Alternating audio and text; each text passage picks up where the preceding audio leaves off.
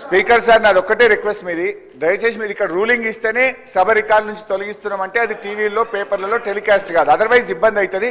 ఇంకొక చిన్న submission sir, మనం నార్మల్గా రోడ్ల మీద డ్రంక్ అండ్ డ్రైవ్ టెస్ట్ చేస్తాము, ఇప్పుడు అసెంబ్లీలో కూడా బయట డ్రంక్ అండ్ డ్రైవ్ టెస్ట్ చేయాల్సిన అవసరం కనబడతా ఉంది. కొంతమంది సభ్యులు పొద్దున్నే బాగా డ్రంక్ చేసి సభలోకి రావడం వల్ల వాళ్ళు ఏం మాట్లాడుతుందో సోయి లేకుండా మాట్లాడే పరిస్థితి వచ్చింది.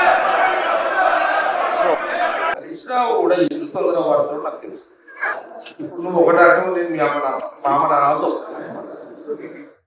నువ్వు తప్పుడు దాకా కూర్చుంటే హరీశ్వర్ నేను మీ మామ ఇది నా తప్పు కాదు. నువ్వు ఎందుకు చెప్తున్నావు మళ్ళీ కాంగ్రెస్ గవర్నమెంట్ నువ్వు కూర్చోక ఏదో ఒకటి నడుస్తుంది కదా తిరుమల. ఇప్పుడు నువ్వు ఎందుకు ఇది అవసరమా? డ్రంక్ అండ్ డ్రైవ్ మిషన్ తీసుకొచ్చి టెస్ట్ చేయాలి అని అసెంబ్లీలో చేయాలి నువ్వు అనడం ఇది అవసరమా నీకు? అంటే ఈ మిషన్ పెడితే అసలుకే మీ మామ కేసీఆర్ వస్తలేదు.